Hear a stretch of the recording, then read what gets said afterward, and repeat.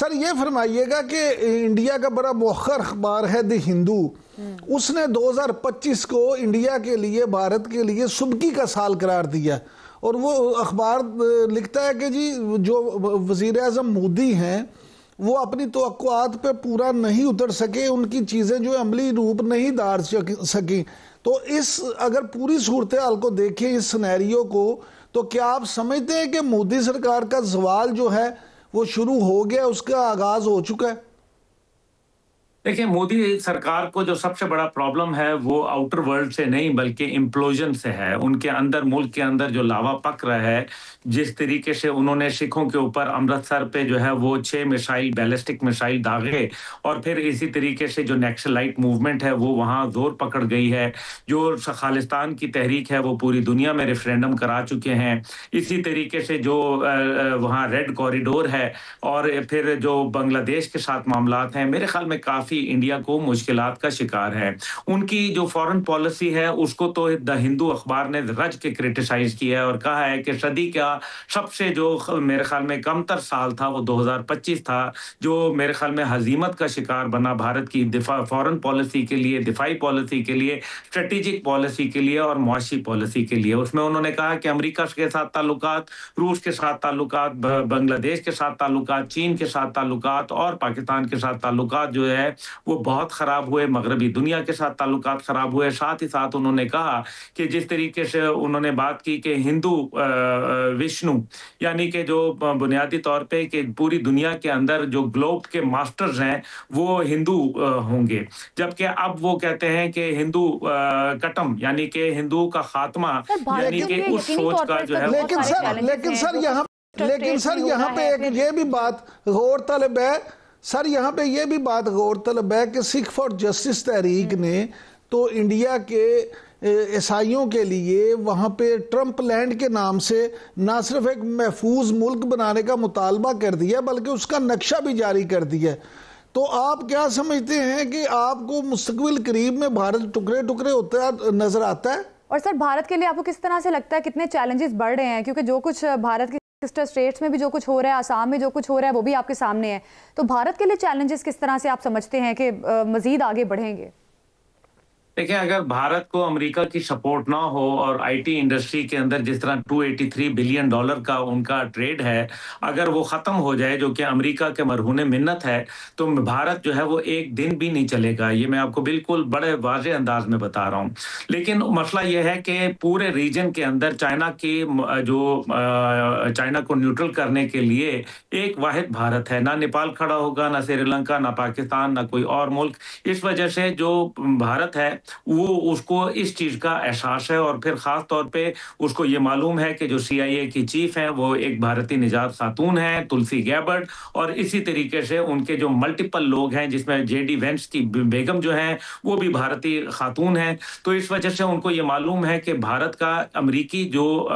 एक हायरार्की है उसके अंदर भारतीय निजात लोगों की एक कसीर तादाद पाई जाती है। इस वजह से भारत इस चीज को बड़ा मैनिपुलेट करता है। दूसरी जानिब जो है वो आपने जो सिखों के हवाले से बात की, देखिए सिख फॉर जस्टिस ने जो बात कही है कि वो एक ट्रंप लैंड बना दें, तो 2024 की जो यूनाइटेड नेशन की रिपोर्ट आई है उसके अंदर भारत को अक़लियतों के लिए दुनिया का सबसे खतरनाक तरीन मुल्क करार दिया गया है कि सबसे ज्यादा अक़लियतों के हकूक सल्ब करने वाला मुल्क कोई और नहीं बल्कि भारत है। लेकिन उसके बावजूद भारत के साथ जो है तिजारत करना, भारत के साथ अमेरिका की दिफाई डील का मुआहदा होना, भारत के ऊपर जो है नवाज़शात होना, और भारत को जो है डिप्लोमेटिक अरीना के अंदर जिस तरीके से उनके ऊपर टेररिज्म के एक्सपोर्ट के चार्जेस होने चाहिए, चाहे वो ऑस्ट्रेलिया हो या बांग्लादेश, वो पाकिस्तान हो या कनाडा, वो अमेरिका हो या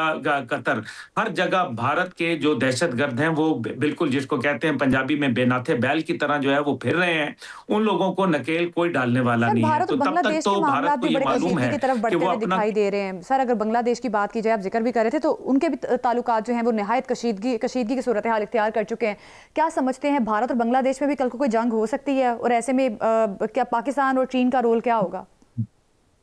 देखिए, मेरा ख्याल है कि बांग्लादेश के साथ जो है वो एक मामला बहुत टेंशन हो चुकी है और ऑलरेडी जो उनकी एयरफोर्स का 20% जो स्क्वाड्रन्स हैं, 4 स्क्वाड्रन्स जो हैं वो बांग्लादेश के वो फॉरवर्ड बेसिस के ऊपर जा चुके हैं, जहां कोई जहाज जो है वो लाइव एमुनिशन की प्रैक्टिस कर रहे हैं। ये एक खतरनाक अमल है। दूसरी जानिब जो है भारत ने भी अपनी जो 2 कोर्स हैं उनको जो है वो वहां मूव करवाया है और बांग्लादेश ने भी अपनी आर्मी को, क्योंकि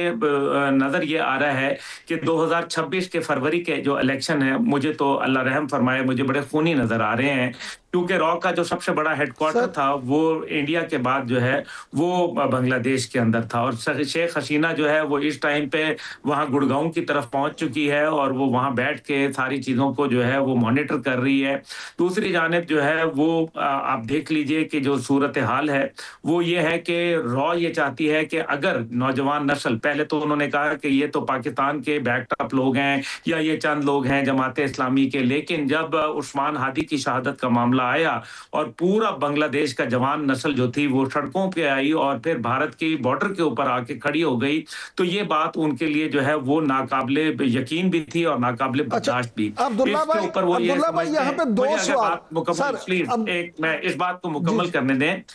देखें, इस बात को उनको ये अंदाजा है कि अगर पॉलिटिकली सतह के ऊपर शेख हसीना और उसकी जो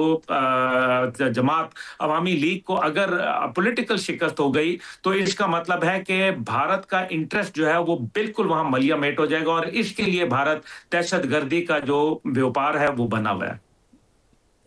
लेकिन सर, अगर बांग्लादेश में हसीना वाजिद की जो पार्टी है अवामी लीग, उस पर वैसे भी पाबंदी लगा दी गई है, तो फिर तो वैसे ही उनका बोरिया बिस्तर सियासत से गोल नहीं हो गया फिल वक्त? ये आपने बिल्कुल दुरुस्त फरमाया, लेकिन क्योंकि अभी तो वो ये कह सकते हैं कि जी हम पर पाबंदी है, लेकिन नौजवान नस्ल जिस तरीके से बाहर निकली है तो लगता तो ये है कि वो तमाम का तमाम वोट जो है जवान नस्ल को मिलेगी। और कौन सी जवान नस्ल? जिसने शेख हसीना को भागने पे मजबूर किया था, जिसने शेख हसीना की हुकूमत गिरा दी थी, जिसने शेख हसीना के ऊपर जो है यूनाइटेड नेशन के जरिए मुकदमा कायम करवाया और उसमें उसको सजा हो गई। और अब जो एक्सट्रेडिशन ट्रीटी है उसके जरिए जो है उसको भारत से बांग्लादेश लाने की बातें शुरू हो चुकी हैं। तो मेरे ख्याल में ये चीजें जाहिर है भारत अब जो भी काम कर रहा है वो जल्दी में कर रहा है और जल्दी में जब भी काम करेगा उसमें मिस्टेक्स करेगा, उसमें गलतियां करेगा और नतीजा जो है वो भारत को भुगतना पड़ेगा। तो भारत जो है वो आइसोलेशन का शिकार है। देखिए, चीन जो है वो बुनियादी तौर पे निशाना है। आपको याद होगा कि अमेरिका ने उनके सदर ने डोनाल्ड ट्रंप साहब ने एक स्टेटमेंट दी थी कि बागराम एयरपोर्ट जो है वो हम दोबारा हासिल करना चाहते हैं। बागराम जो है वो तकरीबन 77 मुरब्बा किलोमीटर के ऊपर फैला हुआ एक फ़िज़ाई अड्डा है जो पहले सोवियत यूनियन के इस्तेमाल में था और फिर जो है वो अमेरिका के ज़ेर इस्तेमाल आया। इसी अड्डे के ऊपर जो है वो तकरीबन इसके साथ और दीगर अड्डों में मिला के $10 अरब का जो असला है वो अमेरिका यहाँ छोड़ के चला गया।